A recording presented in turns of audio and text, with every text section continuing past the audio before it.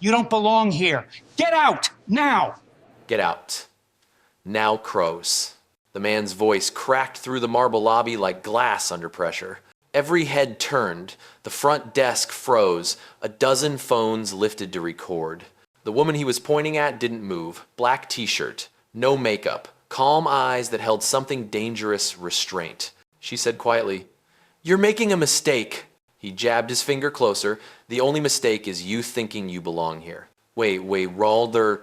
Before we continue, where are you watching from? Drop your city or country in the comments below. And if you believe in dignity and justice, hit like and subscribe. These stories spark change. Now, back to Vanessa. The Haven Grand Hotel smelled of citrus polish and expensive indifference.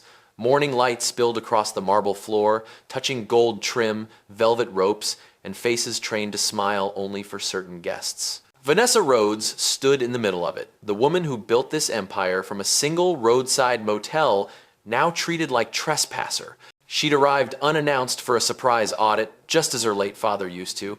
"If they respect the logo but not the people behind it," he once said, "you've already lost the brand." Gregory Vance, the floor manager, loomed behind the counter, trying to look taller than his authority. "Ma'am, this lobby is for paying guests only. Staff enters from the service wing." Vanessa offered a patient smile. "Then you should know which door the owner uses." A faint laugh rippled through the room. Someone whispered, "Owner?" Another voice, lower, added, "She doesn't look like one." Gregory's smirk hardened. "Security will handle this." Two guards approached, hesitant but obedient. Vanessa reached into her bag and slid a black card across the counter. "Run this." Gregory didn't glance at it. "Fake cards are a felony, ma'am." Wide. The words landed like a slap, casual and rehearsed. The woman behind him, blonde hair, corporate smile, shifted uncomfortably but said nothing. Vanessa's tone didn't rise. "That card funds your paycheck. Try again." He ignored her, signaling the guards. "Escort her out." The world narrowed to the sound of shoes on marble and the click of phone cameras. Vanessa's shoulders didn't bend. She looked back once, not at Gregory, but at the chandelier above. The same one she'd chosen 5 years ago from an Italian craftsman who told her, "Light reveals truth." Now, it revealed arrogance. She let them guide her toward the glass doors. Every step measured, every heartbeat storing evidence. Outside, the air was sharp with winter. She turned to the guards and said simply, "Thank you for your professionalism." Then she took out her phone. Her voice dropped to something surgical. "Activate audit protocol." Timestamp, 10:42 a.m. Inside, Gregory straightened his jacket, satisfied. "Unbelievable," he muttered. "People will pretend to be anything these days." One of the guests near the desk whispered, "She looked serious, though." Gregory scoffed. "If she owns this place, I'm the king of France." No one laughed. The air shifted slightly, but enough. Because somewhere between arrogance and silence, power had already changed hands. Vanessa looked through the glass from outside, her reflection perfectly aligned with the gold letters above the entrance. Haven Grand. For a moment, it looked like her name was written there. And soon, everyone would remember it was. Vanessa Rhodes didn't build her hotels for comfort, she built them for control. Every marble tile, every chandelier, every staff handbook carried her signature precision. She had learned early that people respect walls more than faces, so she built the tallest ones in the industry. But today, those walls had turned against her. 16 years earlier, she'd walked into a burned-out motel off Highway 94 with $50 and a borrowed name. Her first guest paid in cash and complained about the flickering lights. Vanessa smiled, fixed the bulbs herself, and handed him a refund. By morning, word spread about the woman who keeps her word. Wyke, that motel became Rhodes Hospitality Group. 86 properties across 3 continents. Investors called her a prodigy. Rivals called her lucky. Vanessa just called it work. And she did it all while fighting rooms that didn't want her in them. On the flight back from London that morning, she'd read a report. Customer satisfaction at Haven Grand down 12%. Her gut clenched. The Haven was her first flagship, her proof that elegance and empathy could coexist. So she made a decision her board would have hated. No entourage, no PR alert, no reservation under her title. Just a quiet visit in plain clothes to see who this hotel really served when no one was watching. She wanted truth, and she got it. The ugly, unfiltered version. Now, standing outside the glass doors, Vanessa watched guests step past the guards who had just pushed her out. The irony tasted metallic. Her phone buzzed. A message from Carter, her chief of operations. Audit team online. You sure you want to do this unannounced? She typed back, they already announced it for me. Behind her reflection in the glass, she could still see Gregory Vance at the front desk, laughing with the blonde manager. A small crowd lingered, unsure whether to cheer or film. Vanessa had spent her whole life being underestimated. From the Ivy League classrooms where professors called her articulate as if it were a surprise, to the bank meetings where loan officers assumed she was the assistant, not the applicant. But she'd never been humiliated on her own floor before. A gust of wind lifted her hair slightly. She tied it back without looking away from the lobby. Her reflection blurred into the hotel's logo again. Haven Grand. She whispered under her breath. You forgot who gave you this haven. Then she stepped aside, letting the glass doors swing open as two VIP guests entered. The guards didn't notice her anymore. The invisibility was almost convenient. She opened her notes app, scrolled to a page titled The Owner's Eye, and began typing observations. Manager dismissive, staff morale, low, front desk, ignored guest distress. Immediate bias based on appearance. Maybe. She paused before adding one final line. System integrity compromised by arrogance. Inside the lobby, Elena, the young receptionist who had tried to speak up, watched Gregory's laughter fade when the large LED monitor flickered. A corporate alert flashed. Executive presence detected. The words meant nothing to most, but Elena's heart jumped. She looked toward the glass doors. Vanessa was gone. Upstairs, a senior manager whispered into the phone, something's happening. IT says there's a live feed ping from HQ. Another voice on the line replied, HQ, who authorized? And then the line cut.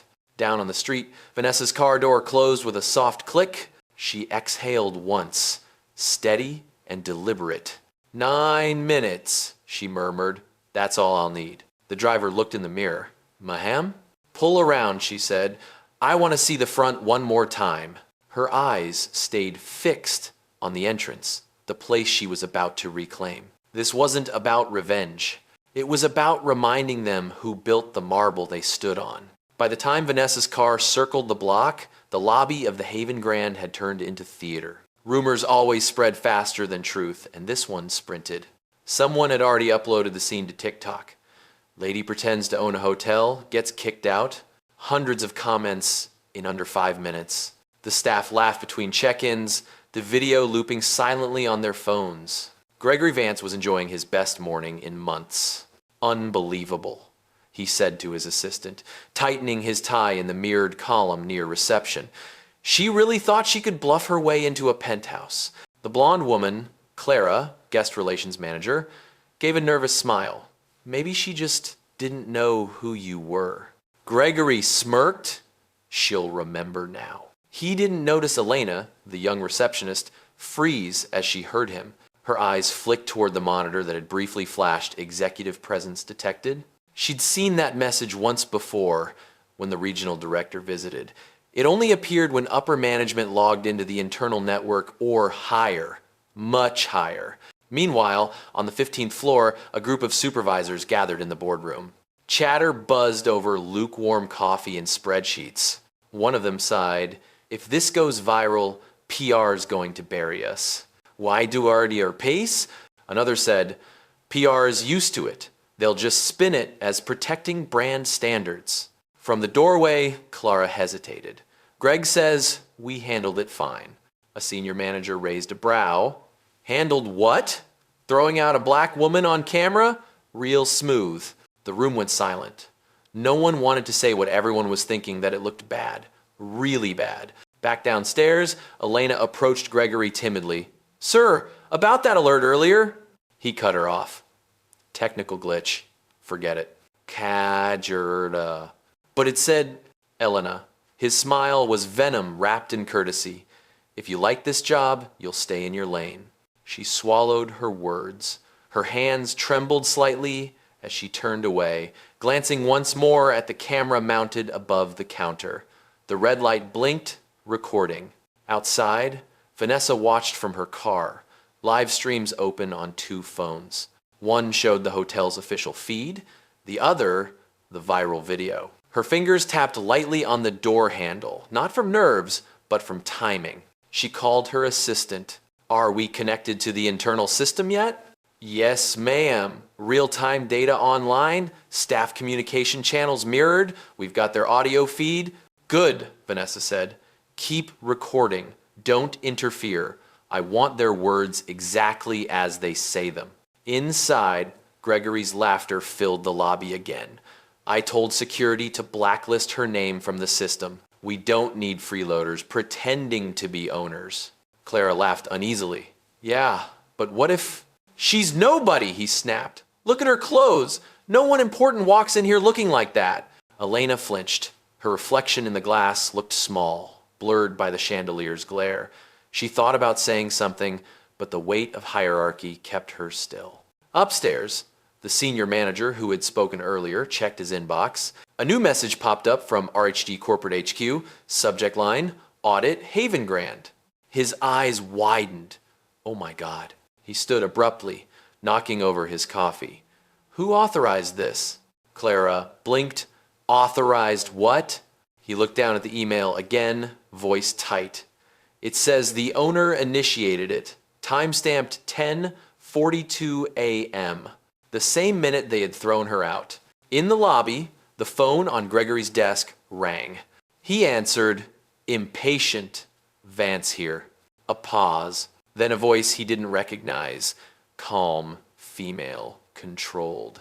Mr. Vance, this is the audit division. Please remain where you are. We'll be joining you shortly. He frowned. Audit division? We weren't scheduled for... Click. The line went dead. Gregory looked up just as the automatic doors opened. And there she was, Vanessa Rhodes. Not as a guest, not as an intruder, but as the owner returning to her own empire. The lobby fell into a hush so complete it felt unnatural, as if even the air conditioning paused to listen. Vanessa Rhodes walked through the glass door she'd been thrown out of less than 10 minutes earlier. Her steps were unhurried, deliberate, the kind of rhythm that made time obey her. The same guards who had escorted her out now stood stiff at the entrance, eyes darting between her and the front desk. Gregory Vance's mouth opened, but no sound came out. She stopped a few feet away from him and said calmly, Is this the part where you check my reservation again? Phones lifted. Guests whispered. Somewhere, the faint click of a camera shutter echoed, like punctuation. Elena, behind the desk, froze, heart hammering in her throat. She wanted to speak, to say she'd tried to warn them, but her voice wouldn't move. Vanessa glanced at her, just once, and nodded slightly, not as acknowledgement, but as reassurance. Then she turned back to Gregory. I see the hospitality standards have evolved, she said. Her tone was silk over steel. Gregory found his words at last. Ma'am, if you don't leave, I'll have to. You'll have to what? She interrupted, eyes steady. Call security again. Tell them to drag out the woman who owns their uniforms? A wave of whispers rippled through the lobby. Someone gasped. The blonde manager, Clara, tried to smooth things over, stepping forward with a tight smile. Miss Rhodes, is it? I think there's been some confusion. We didn't realize it, Slash. Vanessa's gaze shifted to her, sharp and surgical. Confusion doesn't make people raise their voices, Miss Clara. Arrogance does. Clara's smile wilted. The elevator chimed. 3 people in dark suits stepped out. The internal audit team. Their badges read RHG Corporate Audit Division. One of them spoke into an earpiece. Owner verified. Commence compliance review. Gregory turned pale. Wait, this is a misunderstanding. You can't just... Vanessa cut in. Actually, I can. You see, when you're the owner, misunderstanding becomes evidence. Her phone buzzed in her hand. She glanced at the screen, a live feed showing his earlier rant recorded from the front desk camera. Every cruel word, every smirk. She pressed play just long enough for the sound to carry across the marble floor. She's nobody. Look at her clothes. The video stopped. The silence that followed was heavier than any noise. Vanessa slipped the phone into her pocket. Interesting definition of guest relations. Elena finally found her voice. Miss Rhodes, I saw the alert. I tried to. Vanessa looked at her gently. You did fine. Then she faced Gregory again. Mr. Vance, I built this lobby. I chose every stone under your shoes. Do you know what that means? He swallowed that. You own it? She nodded slowly. And that I can replace every person standing on it? The audit team began sealing off terminals, disabling access cards one by one. Gregory's badge light turned red. He stared at it like a wound. You can't. He started. I just did, Vanessa said. Effective immediately, you're relieved of duty. Security will escort you this time respectfully. The guards hesitated. She added softly, Don't worry, gentlemen. I won't hold you accountable for following bad orders. Dane, sir, Jew works. They stepped forward. Gregory's protest died before it reached his throat. As he was led away, Vanessa looked around at the watching crowd. Employees, guests, interns, all frozen between shock and awe. Let this be a lesson, she said, voice low but resonant. Hospitality isn't a costume you wear for rich guests. It's a mirror of how you treat the people you think don't matter. For a heartbeat, no one moved. Then someone started clapping, quiet at first, then louder, until the sound filled every corner of the lobby. Vanessa stood still in the center of it, the same place she'd been humiliated minutes ago, but now she looked exactly what she'd always been, the owner who needed no introduction. By the time Gregory's badge stopped blinking, the hotel lobby had turned into a stage. Every phone camera that had once mocked Vanessa now followed her in reverent silence. The difference wasn't the lighting, it was the truth. Elena stood behind the counter, still trembling. She'd never seen a manager escorted out before, let alone by the person he'd just humiliated. Vanessa didn't raise her voice. She didn't need to. Power, when it's real, doesn't shout, it redefines the room. The audit team moved quietly through the lobby, collecting tablets and hard drives. Guests pretended to check their watches, but didn't leave. Everyone wanted to see how far this moment would go.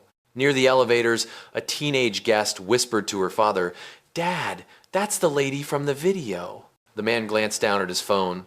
The viral clip black woman kicked out of hotel had just updated. Now it read, She owns it. The comment section was exploding. Wait, she's the CEO? Bro, she fired him on camera. And minutes later, justice served cold. The internet had already turned the humiliation into a revolution. Inside the lobby, Vanessa's assistant arrived, handing her a tablet displaying the live analytics. 500,000 views and climbing, ma'am. Hashtags trending in 6 countries. Vanessa took a slow breath. Let it run. Don't spin it. The truth doesn't need editing. Her words carried farther than she intended. Even the bartenders at the far end of the atrium stopped pouring. Elena stepped forward hesitantly. Miss Rhodes? Ma'am? May I say something? Vanessa nodded. I wanted to tell him you were in the system, but he told me to stay quiet. Vanessa's gaze softened. And yet, you didn't delete the alert. Elena blinked. No, Mom. That's why you'll be promoted. Assistant guest manager, effective immediately. The girl gasped. What? I don't know what to say. Vanessa smiled. You just said it. A murmur rippled through the staff. Disbelief, awe, guilt. Some looked away. Some straightened their posture as if remembering what decency felt like. At the far end of the lobby, a journalist who'd been having coffee during the commotion raised his camera. Miss Rhodes, he called out. Care to comment on what just happened? Vanessa turned slightly, her profile framed by the golden reflection of the chandelier she'd chosen years ago. Comment, she repeated. I think the footage says enough. But you were treated unfairly? He pressed. Don't you want to respond? She tilted her head. Responding would make it personal. I prefer to make it policy. The crowd erupted in applause. Back at the front desk, Clara, the blonde manager, hovered near the side, hands twisting together. She finally spoke, voice trembling. "Miss Rhodes, I didn't stop him. I should have, but—" Vanessa raised a hand gently. "Then learn from it. Don't apologize to me. Apologize to the next person you think has less power." Clara's eyes filled. She nodded. Across the street, people had gathered behind the glass walls, filming. The giant LED sign above the entrance flashed a new message pushed from corporate headquarters. Haven Grand, under new management, same owner. Vanessa looked up at it, half smiling. That'll do. She turned toward the cameras one last time, straightened her blazer, and said to no one in particular, or maybe to everyone watching, 9 minutes ago, they threw me out. 9 minutes later, I reminded them whose name is on the door. Then she walked toward the elevator, the same one Gregory had forbidden her to use, and pressed the top floor. As the doors closed, the crowd broke into applause again. Not for spectacle, but for something rare. Justice that didn't need noise to be loud. By the next morning, the video had become impossible to ignore. News outlets clipped, subtitled, remixed. Black CEO gets kicked out of her own hotel, then takes it back, ran across every major feed. The thumbnail was the same. Vanessa Rhodes standing in the marble lobby, calm while chaos bloomed around her. Hashtags trended, number power in silence, number 9 minutes of justice, number Haven Grand truth. What had begun as humiliation had turned into a public reckoning, not just for the hotel, but for every company that pretended equality was part of its brand. At headquarters, the boardroom felt colder than usual. 15 executives sat around a glass table, avoiding her gaze. Vanessa entered without announcement, a stack of reports in hand. No entourage, no apology, just the steady sound of her heels crossing the floor. "Let's begin," she said. Her CFO cleared his throat. Ms. Rhodes, the clip's gone viral. Were facing backlash suggesting a statement about miscommunication and unfortunate optics. Vanessa raised an eyebrow. Unfortunate optics? Yes, ma'am. The staff involved have been terminated, but we recommend distancing the company, she interrupted softly. From what? The truth? Silence. She placed a tablet in the middle of the table. The screen played the unedited footage. Gregory's words, his tone, the way guests looked away. When it ended, she said, "Distancing ourselves doesn't erase the culture that created this." The head of marketing shifted uneasily. "You want to address it directly?" "I want to fix it permanently." "One." She looked around the table.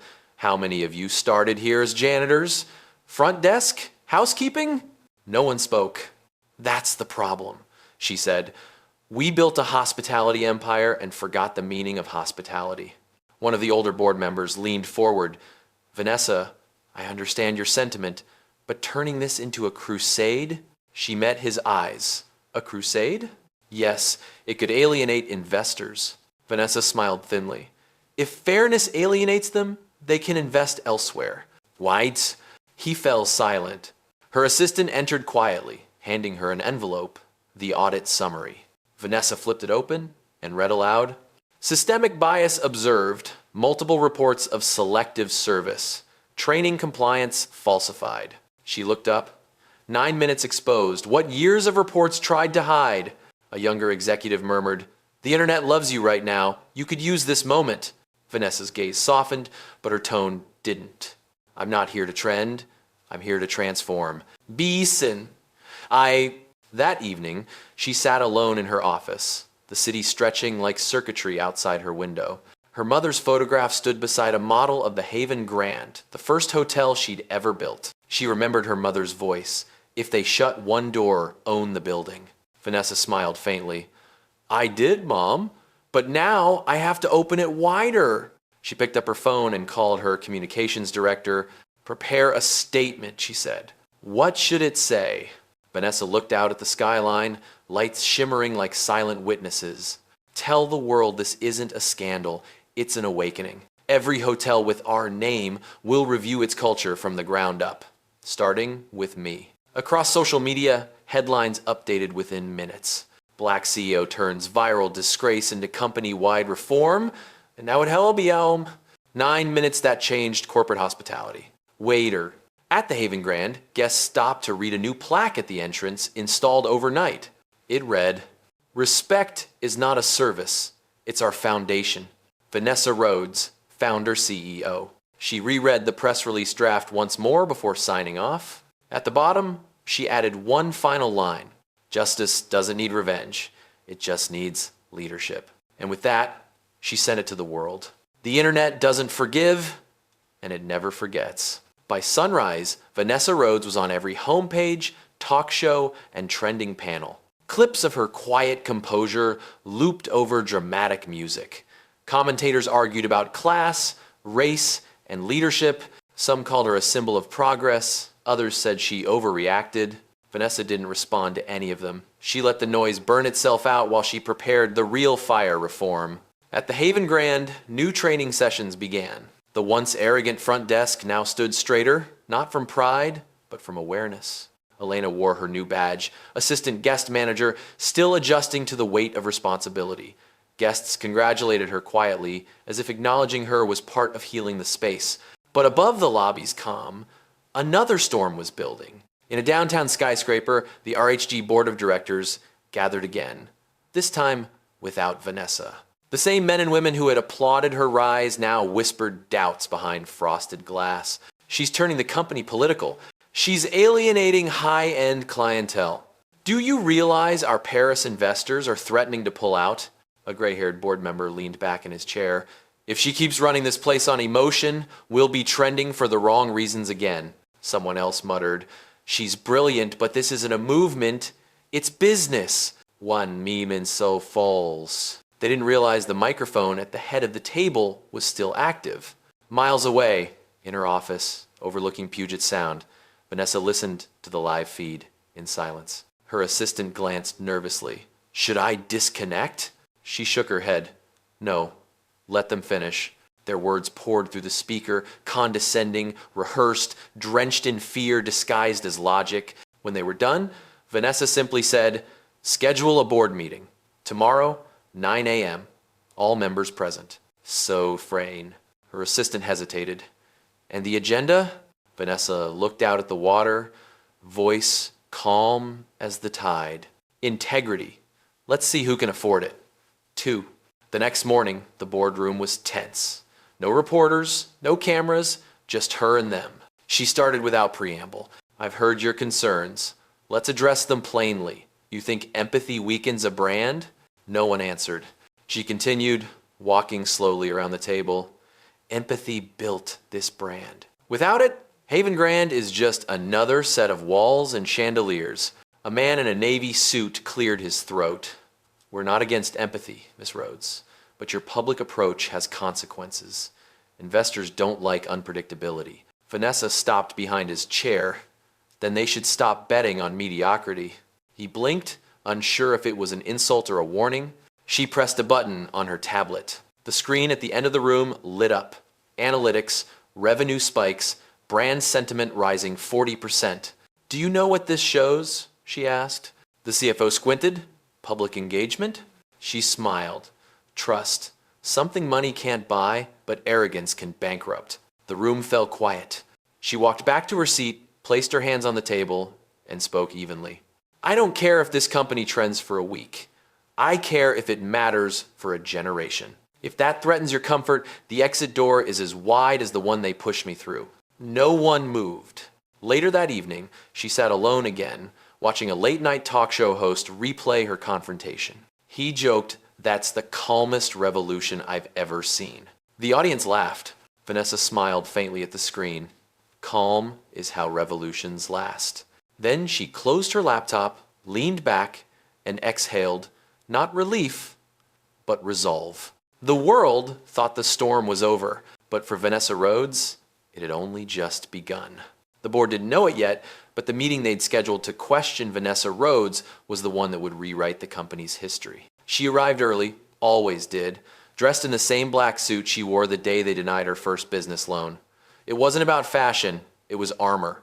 By 9 a.m., The directors had filled the room, tension humming like a generator, laptops opened, legal advisors dialed in remotely.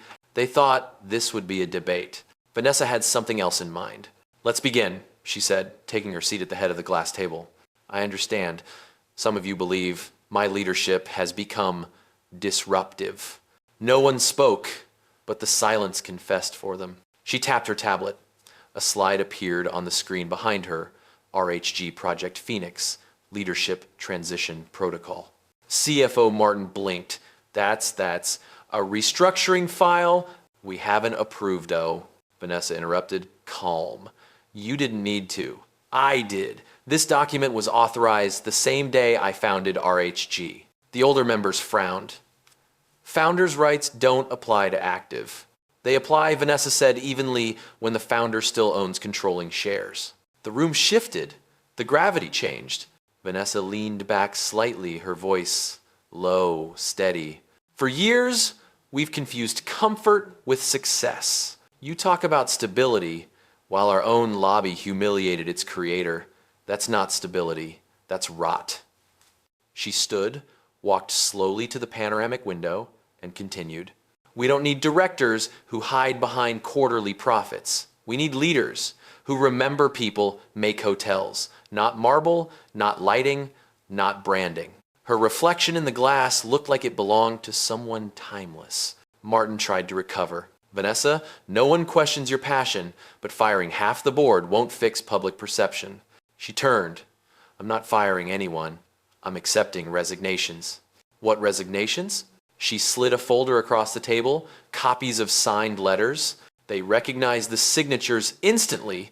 Investors who had privately sided with her after the viral scandal, pledging their votes to her. Martin's voice cracked.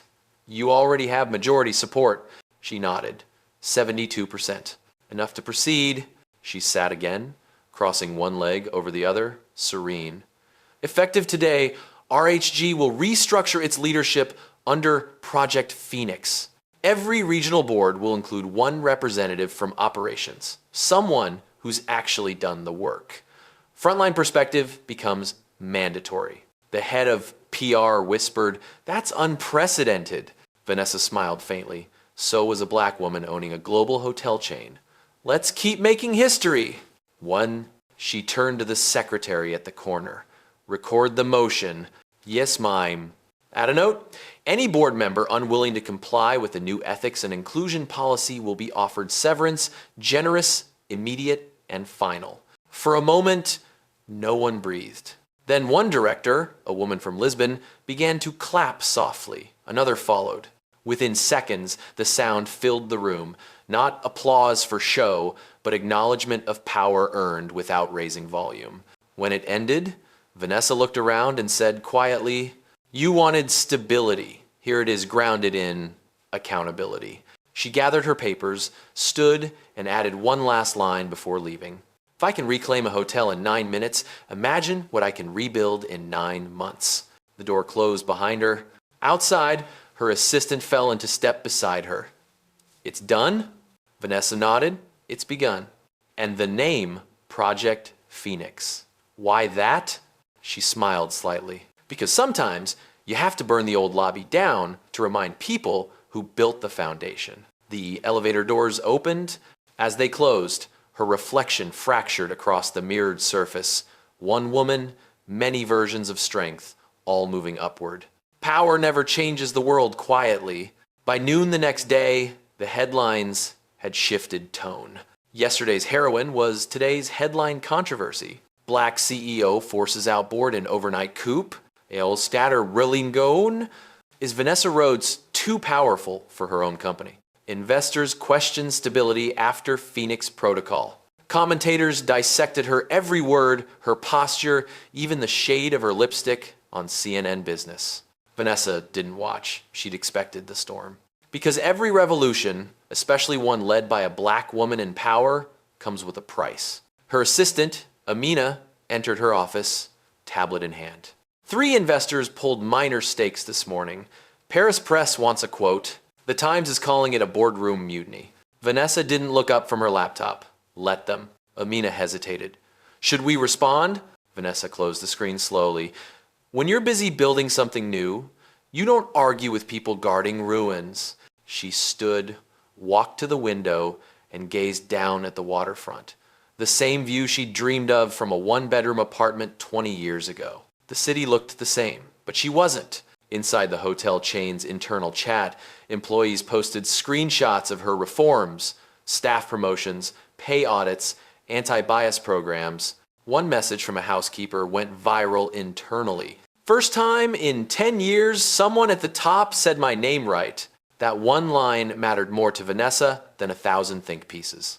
Meanwhile, the ousted board members weren't done fighting. A leaked email began circulating, an attempt to paint her as unstable, accusing her of corporate overreach. We knew curl-like. It reached the media within hours. A headline followed, anonymous insiders claim Rhodes' leadership dictatorial. Amina rushed into her office, breathless. They're trying to smear you. Vanessa didn't flinch. Of course they are. The only thing fragile men protect faster than money is ego. She turned back to her desk, opening a folder labeled Phoenix Phase 2. Inside were plans for leadership academies, mentorship programs, and a policy that required every executive to shadow housekeeping for 1 week per year. They want to call me a dictator? She said softly. Fine, let me dictate dignity. That afternoon, her communications director called. Mayhem Media's asking for a live statement, something personal, a rebuttal. Vanessa considered it. Schedule it, she said finally. But not from the office, from Haven Grand. Amina frowned. The same lobby? Vanessa smiled. The same floor they threw me out on. The acoustics there are perfect for truth. Hours later, cameras filled the hotel's entrance. Journalists, lights, microphones, the same stage now remade into her podium. Vanessa stepped forward, the crowd silencing on instinct. She waited a beat before speaking. Some people call what happened last week a coup. I call it a correction. Flashes went off like lightning. You can't reform an industry if you keep asking permission from the people who built its prejudice. So no, I didn't take power. I reclaimed it. The crowd erupted. Applause. Cheers. A few muttered protests drowned in the roar. She paused, let the noise settle, then finished. I was told I made this company too human. If that's my flaw, I can live with it. Then she stepped back, nodded to the cameras, and walked away, leaving her words to echo through every feed in the country. Back in the control van, a producer whispered to her cameraman, "That didn't sound like PR." He shook his head, watching the playback. No, that sounded like history. That night, the world slowed down, just enough for Vanessa Rhodes to finally breathe. The city outside her penthouse was alive with screens replaying her speech. On one building, her face flickered against the skyline, not as an advertisement, but as a symbol. She turned away from it, unsure whether pride or fatigue was heavier. A notification pinged. Her phone lit up with a message from an unknown number. It was a photo. The plaque at Haven Grand, newly polished, glinting under the lobby lights. Underneath it, Elena had added a caption. They still talk about you downstairs. But this time, it's respect. Vanessa smiled, small, private, the kind that never makes it to press releases. She walked to her balcony, barefoot, holding a mug of chamomile tea. The sea air bit gently at her skin. For the first time in days, she let silence be just silence, not strategy. Her mother's photograph sat on the side table. Vanessa reached for it, thumb tracing the edge of the frame. Her mother's words returned, soft and familiar. Never fight to be seen, baby. Just stand where they can't ignore you. Our mast. She opened her laptop and read the latest updates. Haven Grand's bookings had doubled overnight. Applications for staff training programs had tripled. Major news outlets were calling her policies a blueprint for modern corporate reform. It wasn't just a viral story anymore. It was movement. Still, under the flood of praise, she noticed one comment that made her pause. From a user named @milesfromhome. She didn't scream. She didn't beg. She just stood there and made them face themselves. Vanessa stared at it for a long moment. Then she whispered, "Exactly. Amina entered quietly, holding a folder. Sorry to disturb you, ma'am. These are letters from employees, thank you notes. Housekeeping, security, kitchen staff. Vanessa gestured for her to leave them on the table. I'll read them all. Before leaving, Amina hesitated. There's one more thing, a request. Vanessa looked up. The board wants to rename Haven Grand's ballroom. They'd like to call it the Rhodes Room. Vanessa chuckled softly. A name on a wall won't fix the walls themselves. Tell them to use that money for scholarships. Amina smiled, already done. Later, alone again, Vanessa sat cross-legged on the floor with the letters spread before her. They were handwritten, messy, honest. One said, when they called you angry, I saw calm. Another, when they called you emotional, I saw empathy. Sward. The last one simply read, thank you for showing me what power can look like when it doesn't look like them. Her eyes watered, not from sadness, but from release. Outside, a soft rain began to fall, the kind that cleans rather than floods. The city lights blurred into gold. Vanessa whispered to the photo of her mother, I didn't shout, Mom. I just stood still, and somehow the world listened. She closed her laptop, letting the hum of the city fade into the rhythm of rain.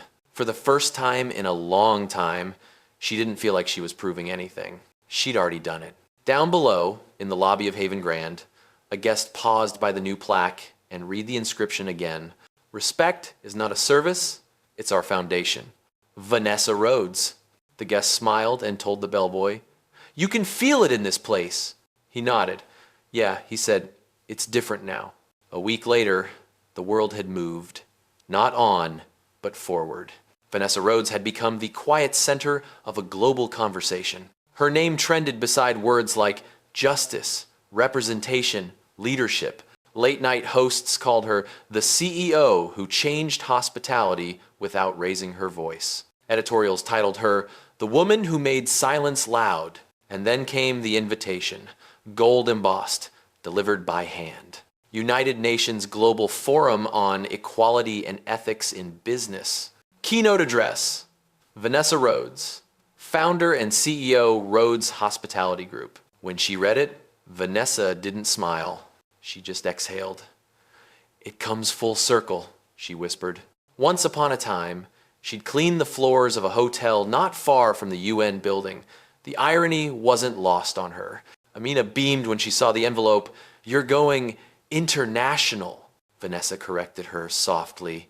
We are. Every person who stood on those marble floors with dignity, they're coming with me. Icy Waller rolled.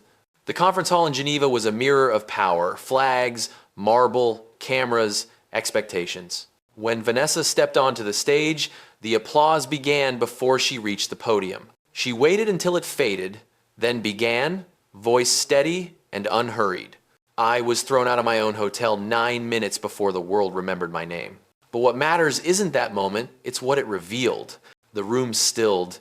Even the translators paused, caught by her cadence. We talk about equality as if it's an accessory, something we wear during campaigns, then store away when it's inconvenient. But equality isn't marketing. It's maintenance, daily, deliberate, uncomfortable maintenance. Murmurs of agreement rippled through the audience. Vanessa continued, each sentence balanced like a step across glass. Power is easy to worship when it looks familiar. But when it looks like me, quiet, black, female, the world demands explanation instead of respect. Why do health? She looked up, meeting the eyes of a delegate in the front row. I stopped explaining. I started building. That's what leadership really is. The hall erupted in applause, not polite, but sustained. She waited, breathing through it, grounding herself in the weight of presence. When the noise softened, she closed with words that felt less like a speech and more like a promise. 9 minutes of humiliation became a movement for integrity. If it can happen in one lobby, it can happen in any boardroom, any classroom, any country. Justice doesn't need noise, it needs consistency. She paused, then added quietly, almost to herself, and dignity doesn't expire. The crowd rose in a standing ovation. Cameras flashed. Journalists scrambled for quotes. But Vanessa simply stepped back from the podium, bowed once, and left the stage the same way she'd entered. Steady, silent, unbothered.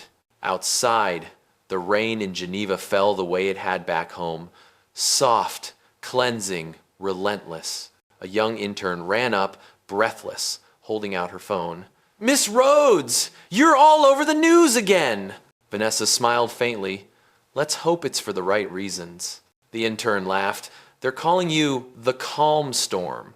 Vanessa looked up at the gray sky, raindrops blurring into light. "The calm always comes first," she said. "That's how storms begin. I want to send." She slipped into her car, leaving the applause behind. Not because it didn't matter, but because her next chapter already waited elsewhere. And this time, the world was ready to listen. It had been 1 year since that morning at the Haven Grand. The marble lobby gleamed brighter now, not because of money, but because of meaning. Every wall told a story. Every name tag carried pride instead of fear. Vanessa Rhodes no longer visited as the CEO, who had reclaimed it, but as the mentor who had redefined it. The plaque by the entrance still bore her quote, "Respect is not a service, it's our foundation." Every morning, Elena, now general manager, polished it herself, not out of duty, but gratitude. When guests asked why, she'd smile. Because that line built the rest of us. Vanessa's life had changed, but not her rhythm. She still woke before sunrise, still preferred handwritten notes to emails, still believed in showing up unannounced. She'd turned down interviews, documentaries, book deals. When asked why, she said, "Stories lose power when you try to sell them. Let people tell it for you." And they did. Housekeepers quoted her in orientation sessions. Business schools taught her speech in ethics courses. A mural of her calm defiance now covered a wall in Harlem captioned, "Power doesn't need permission." One crisp autumn morning, Vanessa returned quietly to the hotel. No cameras, no staff announcement. She stood in the lobby's corner, watching guests check in, staff smile, luggage roll across marble. Everything ran smooth, not perfect, but honest. Elena spotted her, hurried over, and embraced her. "You didn't tell me you were coming!" Vanessa smiled. "Then it's working. The system doesn't depend on me anymore." They sat by the fountain where everything had once gone wrong. Elena said, "Sometimes guests still ask if the story was real." Vanessa chuckled softly. "Tell them it was, but that the ending's better than the rumor." Later, as she stepped outside, a little girl tugged her mother's sleeve and pointed. "Mom, that's the lady from the video!" The mother smiled. "Yes, sweetheart, she's the one who owns the hotel. I may quite there's her, Jane." Vanessa knelt, meeting the child's curious eyes. "No, baby," she said gently. "We all own it, every time we choose kindness instead of judgment." The girl grinned. "That's cool." Vanessa stood, heart lighter than it had been in years. That evening, she sat by her window overlooking the bay, the skyline glowing like memory. She opened her journal, not for planning, not for goals, just reflection. She wrote, "Power built on fear collapses. Power built on grace endures. We're so whirling, Sylv." She paused, then added beneath it, "Justice doesn't need to scream, it just needs to stay." She closed the notebook, set it beside her mother's photograph, and whispered, "We did it quietly, Mom." Down below, the Haven Grand's lights shimmered like a heartbeat, steady, alive. Inside, a young employee guided a new recruit past the fountain. "See that spot?" she said. "That's where everything changed. Where silence won." The recruit frowned. "Silence?" The woman smiled. "Yeah, the kind that speaks louder than anger." As night deepened, the city hummed. In one of its towers, a black CEO looked out at the world she'd rebuilt, not as a queen on a throne, but as a woman who proved grace could govern. Her phone buzzed with another headline. A year later, the Rhodes Effect, how dignity redefined leadership. She turned it face down, eyes still on the skyline, because she didn't need headlines anymore. The legacy was already in motion, whispered in hotel lobbies, taught in classrooms, living in the quiet confidence of those who finally believed they belonged. And somewhere beneath it all, her mother's voice echoed again. Calm, proud, infinite. Baby Justice doesn't shout. It simply stands and stays.